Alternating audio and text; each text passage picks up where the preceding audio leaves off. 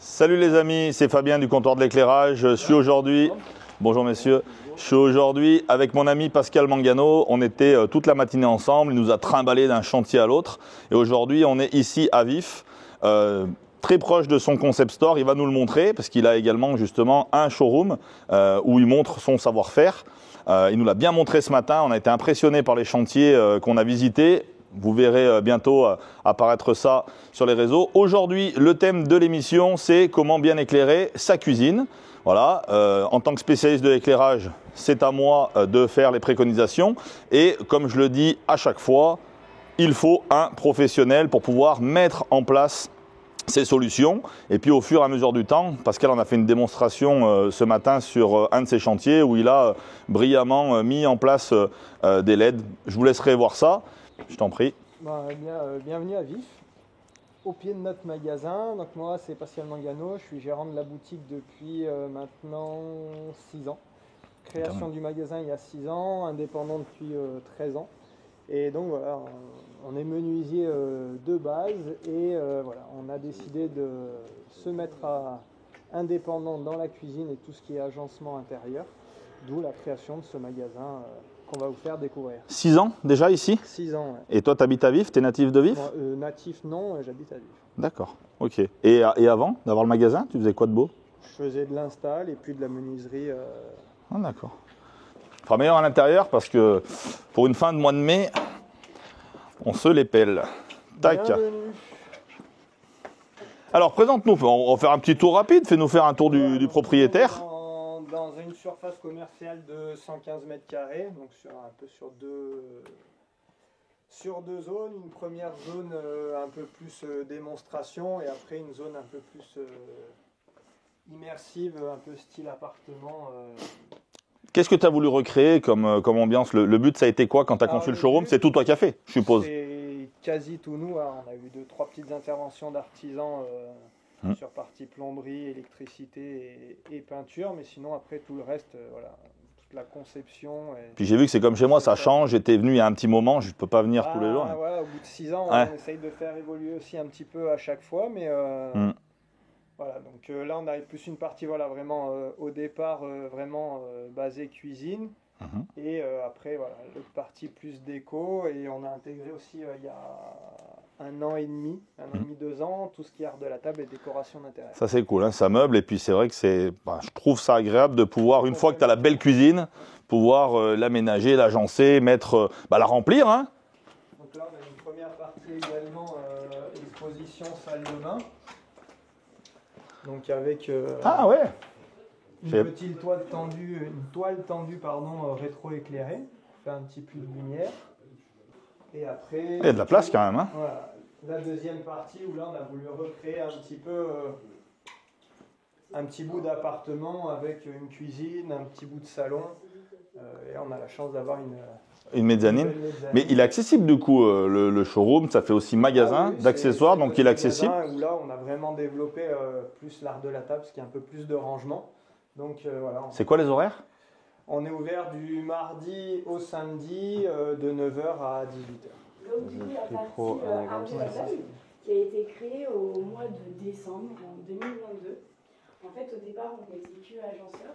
Donc agenceur dans sa globalité, cuisine, dressing, salle de bain, meubles TV, bibliothèque, vaisselier, enfin toute la gamme large de l'agencement.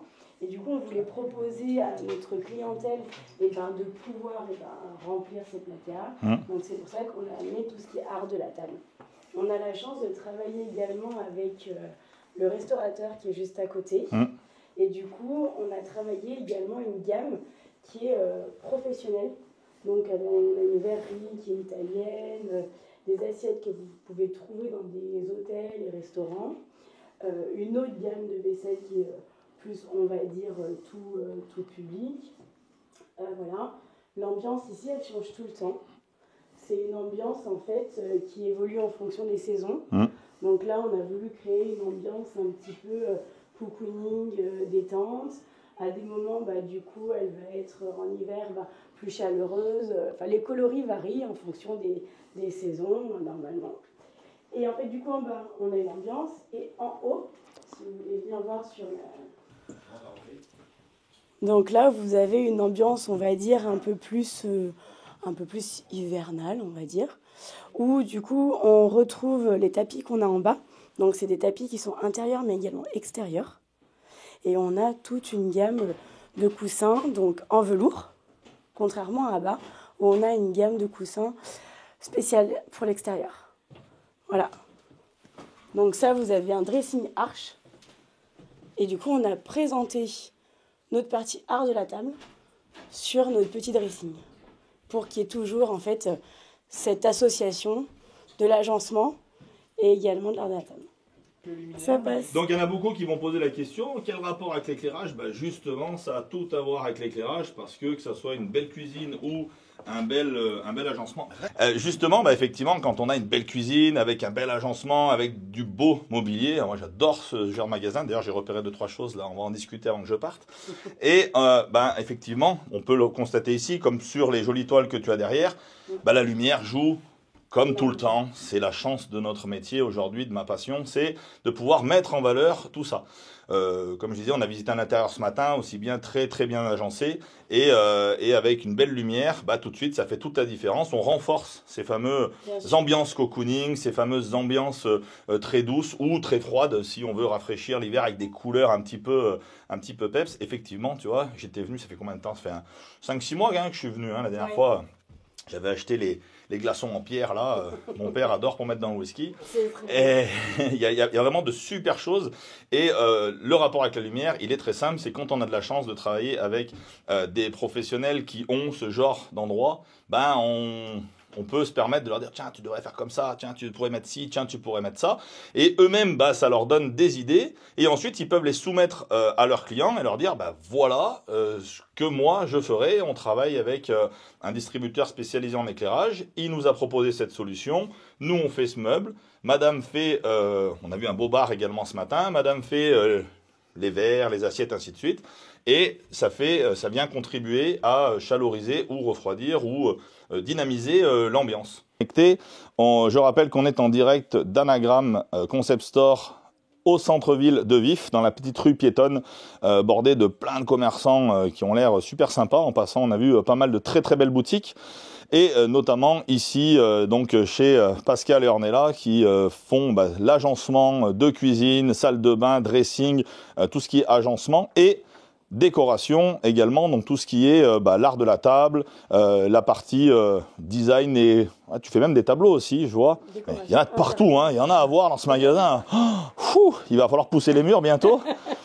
L'éclairage, c'est bien, mais faut-il encore savoir quel matériau vous allez choisir? Alors montre-nous un petit peu les revêtements, parce que moi je vois plein de jolies choses, mais...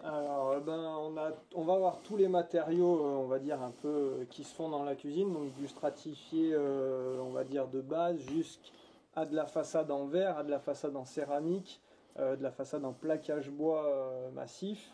Donc voilà, on peut, par exemple, là, sur une façade comme ça, avoir une façade en verre strié. Je reconnais ça. Voilà, ça tu reconnais, c'est le modèle qu'on a à Berlin.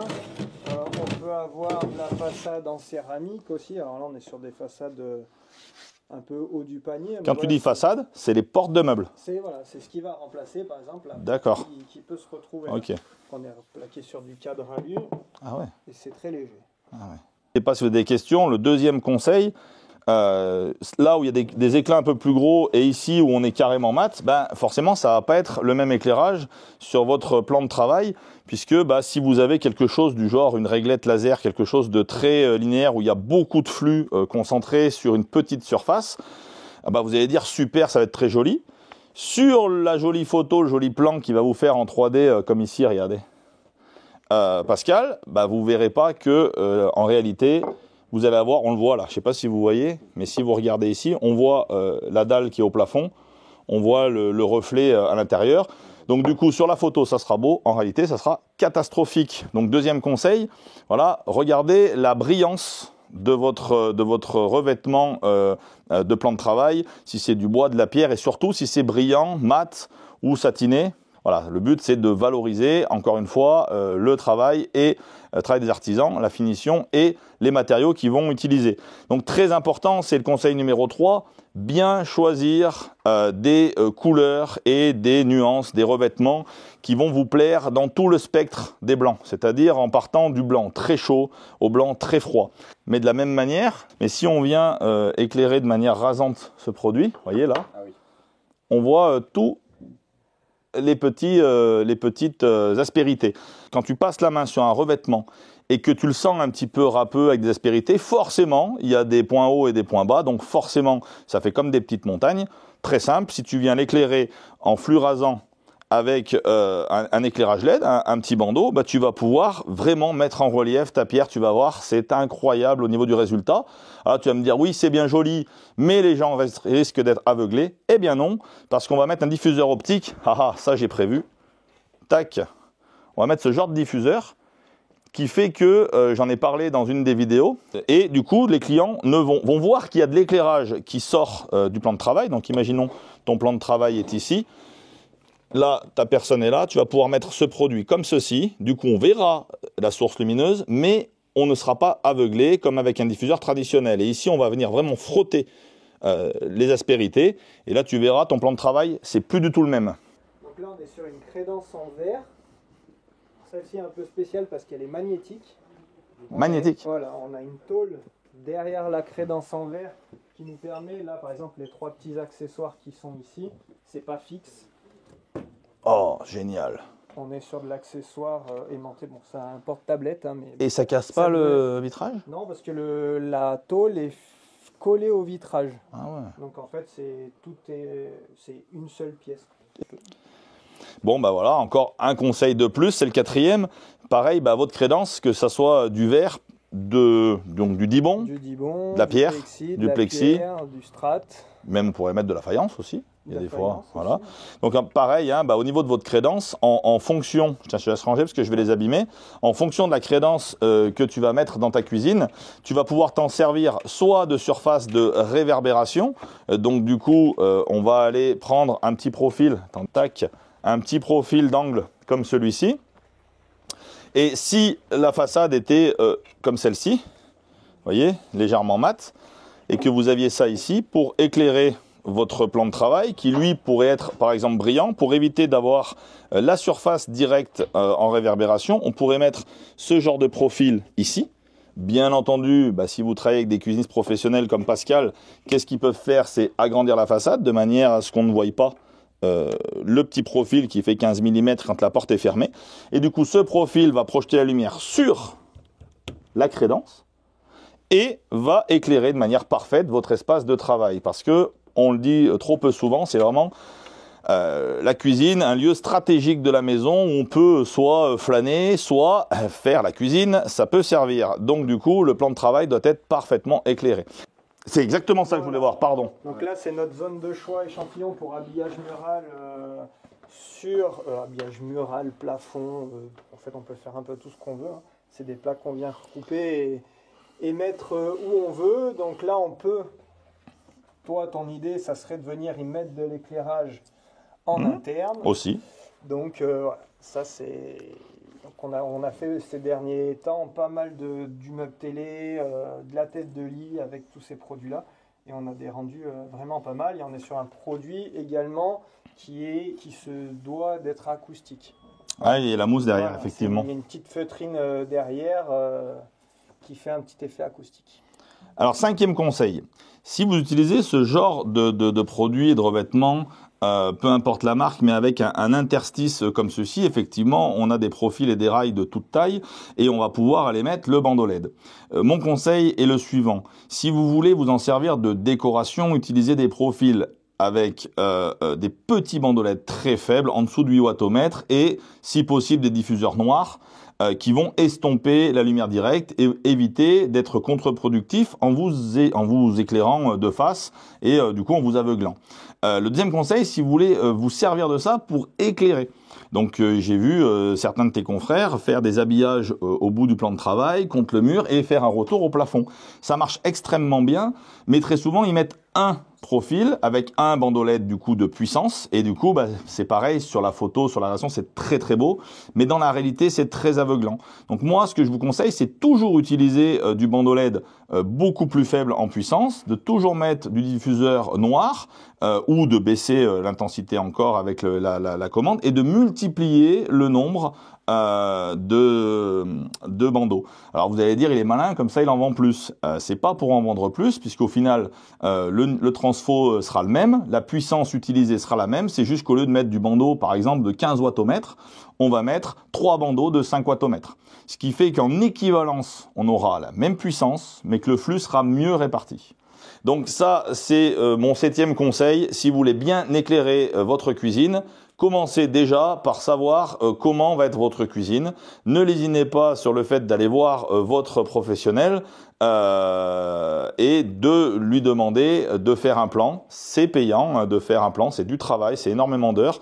Souvent Pascal m'envoie des plans la nuit, il y passe énormément de temps et pour nous qui vendons l'éclairage aux professionnels, ben, si on n'a pas ce plan, on peut pas faire grand chose. Là-dessus c'est très très intéressant comme produit. Ce n'est pas vendu par le comptoir de l'éclairage, c'est Novi. C'est Novi, donc c'est un fournisseur d'électroménager qui a développé quelques petits accessoires d'éclairage, dont la tablette. Ouais, la tablette numérique, génial. Voilà, donc c'est un peu le même principe. On est sur de la réglette, donc c'est du lustre, hein, ni plus ni moins, sur plusieurs dimensions, et où on a un éclairage en sous-face et au-dessus. Bon, là pour l'instant c'est éclairé que en dessous, mais on a un éclairage dessus-dessous. Comment tu dimensionnes ce produit-là? Qu'est-ce que tu dis aux clients? Qu'est-ce qu'il faut savoir? Parce que tu m'as appris plein de choses ce matin, comme ça je vais me permettre de t'en apprendre aussi quelques-unes. Déjà en termes de dimension, on va pas forcément. Là on est sur un éclairage d'îlot, on va pas prendre plus grand, pour moi, pas prendre plus grand que l'îlot. Un point. Voilà, attention, je suis armé.